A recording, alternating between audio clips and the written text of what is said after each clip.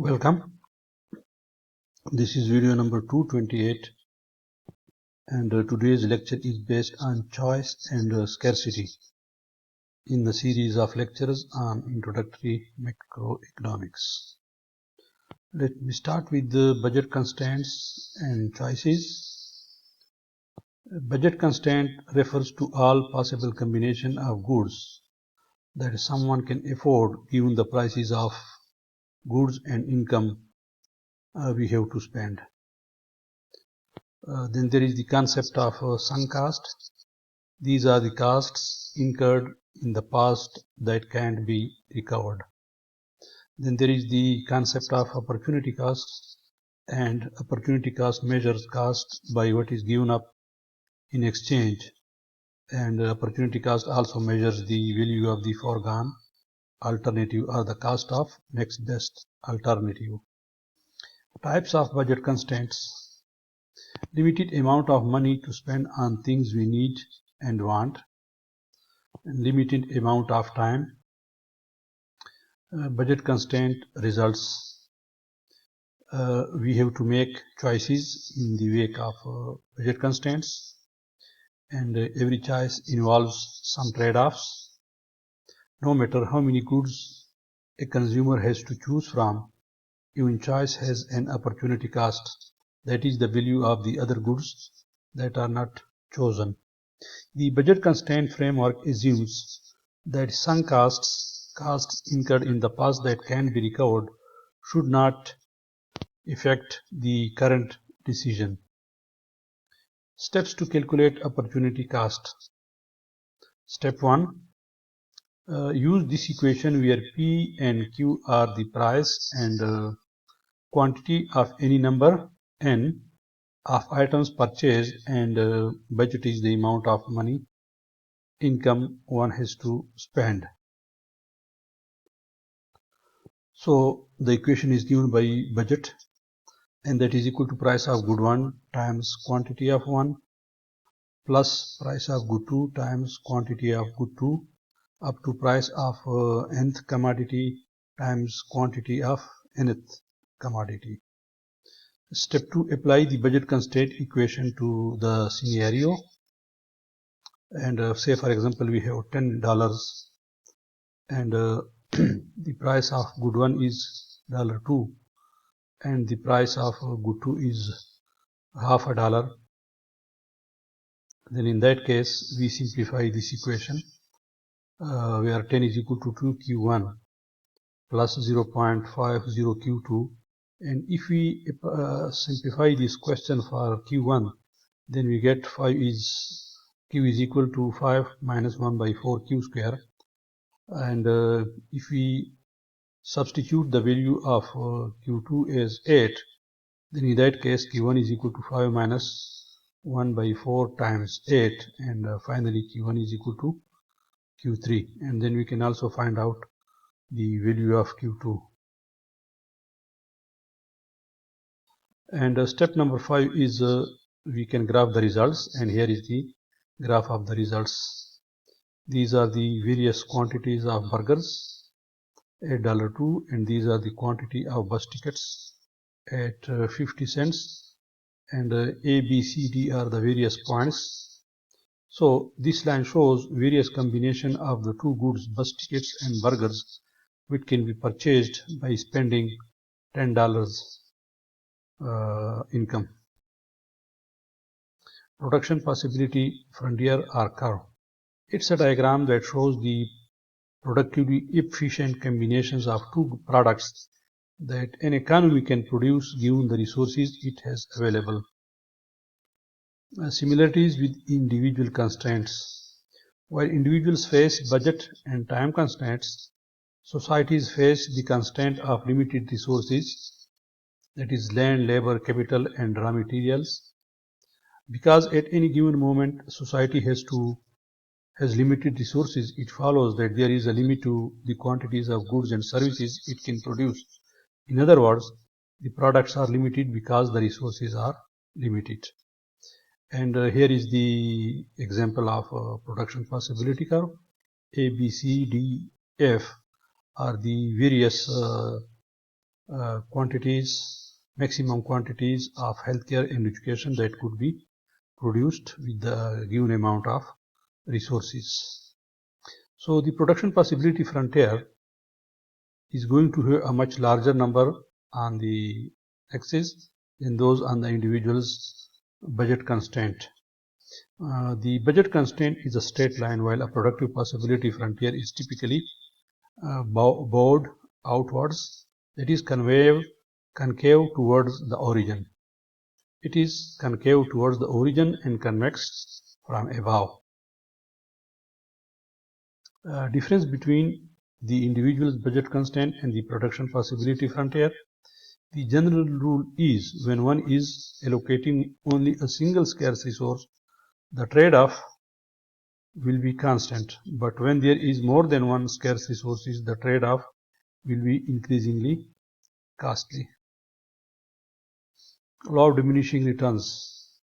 As additional increments of resources are devoted to certain purpose, the marginal benefit from those additional increments will decline.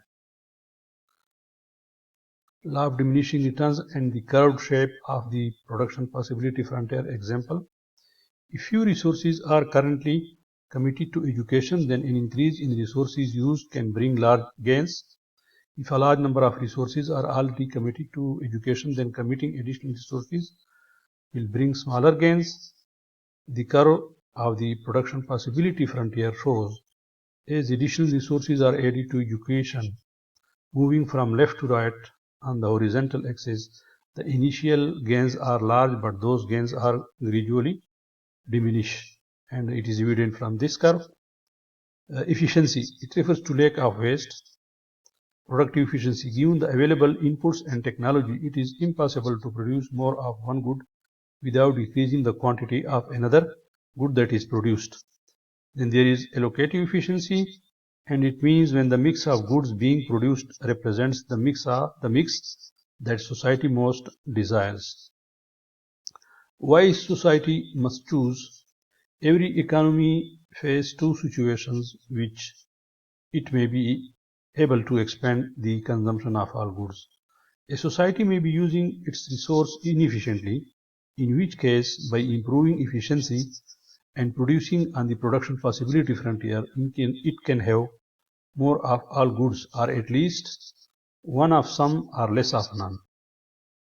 As resources grow over period of years, the economy grows. As it does, the production possibility frontier for a society will tend to shift outward, and the society will be able to afford more of all goods. The production possibility frontier and comparative advantage. When a country can produce a good at a lower opportunity cost than another country, we say that this country has a comparative advantage in that good. When countries engage in trade, they specialize in the production of the goods in which they have comparative advantage, and trade part of that production for goods in which they don't have comparative advantage in it. The production possibility frontier and comparative advantage. With trade, goods are produced where the opportunity cost is lowest, so total production increases, benefiting both trading parties. The slope of the production possibility frontier gives the opportunity cost of producing an additional unit of wheat. While the slope is not constant throughout the production possibility frontier, it is quite apparent that the production possibility frontier in Brazil is much steeper than in the US, and therefore the opportunity cost of wheat is generally higher in Brazil. Rationality and self-interest. The assumption of rationality is also called the theory of rational behavior. It is the assumption that people will make choices in their own self-interest.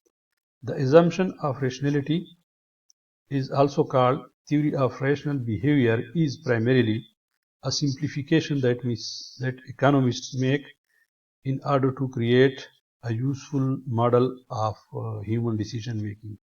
The assumption that individuals are purely self-interested does not imply that individuals are greedy and selfish. People clearly derive satisfaction from helping others, so self-interest can also include pursuing things that benefit the other people. Rationality in action. Rationality suggests that consumers will act to maximize self-interest and businesses will act to maximize profits. Both are taking into account the benefits of a choice given the costs. When a consumer is thinking about buying a product, what does he or she want? The theory of rational behavior would say that the consumer wants to maximize benefits and minimize cost. As the cost of the production increases, it becomes less likely that the consumer will decide that the benefit of the purchase outweigh the costs. Here is the rationality and the student example. And on the other side, there is the rationality and businesses. Marginal cost analysis. It examines the decision on the margin, meaning comparing costs of a little more or a little less. Marginal cost is the difference or change in the cost of different choice. Marginal costs sometimes go up and sometimes go down, but to get the clearest view of your options, you should always try to make decisions based on marginal cost rather than the total cost. Marginal benefit, the difference or change in what we receive from a different choice. The amount of a benefit a person receives from a particular good or service is subjective. One person may get more satisfaction or happiness from a particular good or service than other. Economic rationality revisited. How then do you decide on a choice? The answer is that you compare to the best of your ability the marginal benefits with the marginal cost. Marginal analysis is an important part of economic rationality and good decision making. Positive statement. Positive statements are objective and conclusions are based on logic and evidence that can be tested. And two types of positive statement hypotheses, like unemployment is caused by a decrease in GDP. This claim can be tested empirically by analyzing the data on unemployment and GDP. A statement of fact such as it is raining or Microsoft is the largest producer of computer operating systems in the world. Note also that positive statements can be false, but as long as they are testable, they are positive. Normative statements. These involve value judgment of the speaker and conclusions are based on value judgments that can be tested. Normative examples include we ought to do more to help the poor, corporate profits are too high. Because people have different values, normative statements often provoke disagreement. Know the difference. It is not uncommon for people to present an argument as positive to make it more convincing to an audience when in fact it has normative elements. That is why it is important to be able to differentiate between positive and normative claims. It is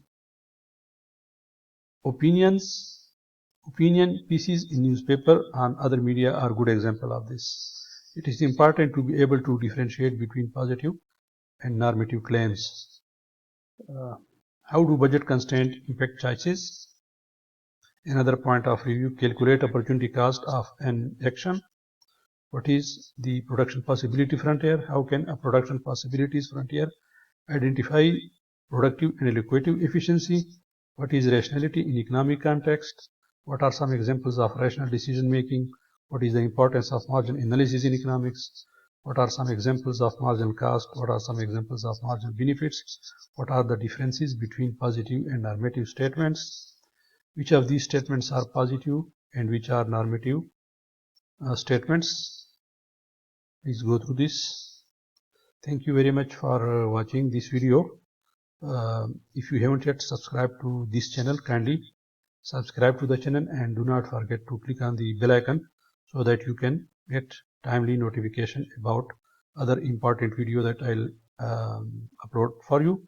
Kindly do share this video and the channel with other colleagues and friends so that they can also benefit from the same. Thank you and have a